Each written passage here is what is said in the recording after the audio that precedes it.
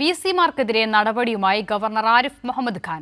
കാലിക്കറ്റ് സംസ്കൃത സർവകലാശാല വിസിമാരെ ഗവർണർ പുറത്താക്കി. അതേസമയം ഓപ്പൺ സർവകലാശാല വിസിയുടെ രാജിയിൽ തുടർ നടപടി സ്വീകരിച്ചിട്ടില്ല. എസ് ഷീജ വിവരങ്ങൾ നൽകാൻ ചേരുകയാണ്. ഷീജ, പ്രതികാര നടപടി ഗവർണറുടെ ഭാഗത്തുനിന്നുണ്ടാകുന്നു. എന്തൊക്കെയാണ് വിവരങ്ങൾ? അസിത, പ്രധാനമായും നിയമനത്തിലെ നടപടിക്രമങ്ങൾ ശരിയായില്ല എന്നുള്ളത് ചൂണ്ടിക്കാട്ടിയായിരുന്നു ഈ വിസിമാർക്ക് കാരണം കാണിക്കൽ നോട്ടീസ് ആദ്യഘട്ടത്തിൽ ചാൻസലർ കൂടിയായിട്ടുള്ള ഗവർണർ നൽകിയിട്ടുണ്ടായിരുന്നത്.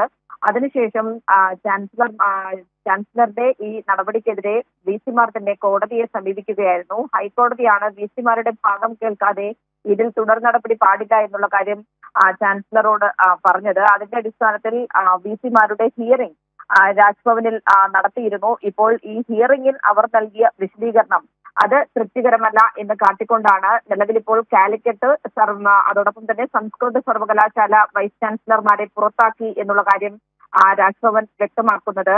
ഈ രണ്ട് വിസിമാരെയും ഇപ്പോൾ പുറത്താക്കിയിട്ടുണ്ട്. അതേസമയം ഓപ്പൺ സർവകലാശാല, ഡിജിറ്റൽ സർവകലാശാല, ഈ രണ്ട് സർവകലാശാല വിസിമാരുടെ കാര്യത്തിലും തീരുമാനം കൈക്കൊണ്ടിട്ടില്ല. ഇതിൽ UGCയോട് അഭിപ്രായം തേടി UGCയുടെ അഭിപ്രായത്തിന്റെ അടിസ്ഥാനത്തിൽ നടപടി സ്വീകരിക്കാനാണ് നിലവിലിപ്പോൾ ചാൻസലർ തീരുമാനിച്ചിരിക്കുന്നത് എന്നുള്ളതാണ് മനസ്സിലാക്കാൻ സാധിക്കുന്നത്. പക്ഷേ അതേസമയം ഓപ്പൺ സർവകലാശാല വൈസ് ചാൻസലർ നേരിട്ട് രാജ്ഭവനിലെത്തി രാജിക്കത്ത് നൽകിയിരുന്നു. പക്ഷേ ആ രാജിയിൽ ഇതുവരെയായി തുടർ നടപടി ഒന്നും തന്നെ ചാൻസലർ സ്വീകരിച്ചിട്ടില്ല. അതുകൊണ്ട് തന്നെ പ്രത്യേകിച്ചും ഓപ്പൺ സർവകലാശാലയും ഡിജിറ്റൽ സർവകലാശാല രൂപീകരിച്ച ശേഷമുള്ള ആദ്യ വൈസ് ചാൻസലർമാരാണ്. അതുകൊണ്ട് തന്നെ അവരുടെ കാര്യത്തിൽ ഒരു നിയമപരിരക്ഷ അവർക്ക് ലഭിക്കുന്ന പശ്ചാത്തലത്തിലാണ് അവരുടെ കാര്യത്തിലുള്ള നടപടി ആ രീതിയിൽ പുറത്താക്കുന്ന നടപടിയിലേക്ക് ചാൻസലർ കടക്കാത്തത് എന്ന് വേണം മനസ്സിലാക്കാൻ. ഏതായാലും നിലവിൽ ഇപ്പോൾ കാലിക്കറ്റ് സംസ്കൃത സർവകലാശാല വിസിമാരെയാണ് ചാൻസലർ പുറത്താക്കിയിരിക്കുന്നത്.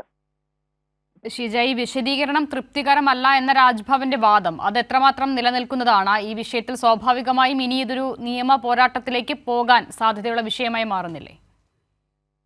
തീർച്ചയായും ഇതിൽ തുടർ നടപടി വൈസ് ചാൻസലർമാരുടെ ഭാഗത്തു നിന്നുണ്ടാകും എന്ന് തന്നെ വേണം മനസ്സിലാക്കാൻ. കാരണം ഈ രീതിയിൽ നിയമനത്തിന്റെ നടപടികൾ ശരിയായില്ല എന്നുള്ളതാണ് ഇതിനൊരു കാരണമായി ചാൻസലർ ചൂണ്ടിക്കാണിക്കുന്നത്. പക്ഷേ ചാൻസലർ തന്നെയാണ് ഈ നിയമനത്തിന് അംഗീകാരം നൽകിയിട്ടുള്ളത് എന്നുള്ളതും എടുത്തു പറയേണ്ടത് തന്നെയാണ്. താൻ നൽകിയ അനുമതി, അതിന്റെ അടിസ്ഥാനത്തിൽ തന്നെയാണ് വൈസ് ചാൻസലർമാരുടെ നിയമനം നടന്നിട്ടുള്ളത്. പക്ഷേ ആ നടപടിക്രമങ്ങൾ ശരിയായില്ല എന്ന് ചൂണ്ടിക്കാട്ടിയാണ് നിലവിലിപ്പോൾ ഈ വിസിമാർക്ക് നേരത്തെ തന്നെ കാരണം കാണിക്കൽ നോട്ടീസ് അയച്ചിരുന്നത്. അതിനെ ചോദ്യം ചെയ്തായിരുന്നു വിസിമാർ കോടതിയെ സമീപിച്ചതും. ഏതായാലും ഇപ്പോൾ വിസിമാരെ പുറത്താക്കിയ ഈ ഒരു സാഹചര്യത്തിൽ ഏതായാലും വിസിമാർ വീണ്ടും നിയമ നടപടിയുമായി മുന്നോട്ട് പോകുമോ എന്നത് സംബന്ധിച്ചുള്ള കാര്യം തന്നെയാണ് ഇനി അറിയേണ്ടത്. ഷീജ സൂചിപ്പിച്ചതുപോലെ തന്നെ മുൻപ് ഗവർണർ അനുമതി നൽകിയ വിഷയമാണ്. ആ നിലയിലാണ് ഇവരുടെ നിയമനം വരുന്നത്. അതിൽ പിന്നീട് ഇങ്ങനെ ഒരു നടപടി ഉണ്ടാകുന്നത് അതെന്തുകൊണ്ടാണ്? അത് തികച്ചും രാഷ്ട്രീയമാണ് എന്ന് കരുതേണ്ടതില്ലേ ഈ ഘട്ടത്തിൽ? തീർച്ചയായും നമുക്കറിയാം, ഗവർണറുടെ ഭാഗത്തു നിന്നുണ്ടാകുന്ന നടപടികൾ അത് സംസ്ഥാന സർക്കാർ ഏത് വിഷയത്തിലാണെങ്കിലും സംസ്ഥാന സർക്കാർ സ്വീകരിക്കുന്ന നടപടിക്കെതിരെ രംഗത്ത് വരിക എന്നുള്ളത് തന്നെയാണ് ഗവർണർ സ്വീകരിച്ചു പോകുന്ന ഒരു നിലപാട്. ചാൻസലർ എന്ന നിലയ്ക്ക് സർവകലാശാലകളുടെ വിഷയത്തിലും വലിയ തോതിൽ അനധികൃതമായി ഗവർണർ ഇടപെടുന്നു എന്നുള്ളൊരു വിമർശനം നേരത്തെ തന്നെ ഉയർന്നു വന്നിരുന്നു. ഏതായാലും രാഷ്ട്രീയപരമായിട്ടുള്ള രീതിയിൽ ചാൻസലർ സ്ഥാനം ഉപയോഗിക്കുന്നു എന്നുള്ളത് തന്നെയാണ് വലിയ തോതിൽ ഗവർണർക്കെതിരെ പ്രതിഷേധമുയരാനുള്ളൊരു സാഹചര്യവും അത്തരമൊരു സാഹചര്യത്തിലേക്കും കാര്യങ്ങൾ എത്തിച്ചത്. ഇപ്പോഴും അദ്ദേഹത്തിന്റെ ഭാഗത്തു നിന്നും അത്തരത്തിലുള്ള നടപടികൾ തന്നെയാണ് തുടരുന്നത് എന്നത് തന്നെയാണ് ഇപ്പോൾ ഈ വിസിമാരെ പുറത്താക്കിയതിൽ നിന്നും മനസ്സിലാക്കേണ്ടത്.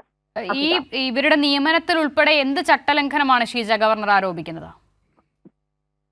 നിലവിൽ ആ നിയമനത്തിന്റെ രീതി ശരിയായിരുന്നില്ല എന്നുള്ളതാണ് ഗവർണർ പറയുന്നത്. കാരണം ഈ നേരത്തെ സൂചിപ്പിച്ചതുപോലെ തന്നെ ഇപ്പോൾ സർക്കാർ നൽകുന്ന ശുപാർശ അല്ലെങ്കിൽ സർവകലാശാല വിസിമാരെ നിയമിക്കുന്നതുമായി ബന്ധപ്പെട്ടുള്ള സെർച്ച് കമ്മിറ്റി നൽകുന്ന ശുപാർശ, ഇതിന്റെയൊക്കെ അടിസ്ഥാനത്തിൽ ഏതായാലും അന്തിമ തീരുമാനമെടുക്കേണ്ട വ്യക്തി എന്ന് പറയുന്നത് ചാൻസലറാണ്. ചാൻസലർ തന്നെയാണ് ഇതിൽ അന്തിമ നടപടി സ്വീകരിച്ച് ആ നിയമനത്തിന് അംഗീകാരം നൽകിയിരിക്കുന്നത്. പക്ഷേ താൻ അംഗീകരിച്ച നിയമന രീതി അത് ശരിയല്ല എന്നുള്ളത് തന്നെയാണ് ഇപ്പോൾ ചാൻസലർ പറയുന്നത്.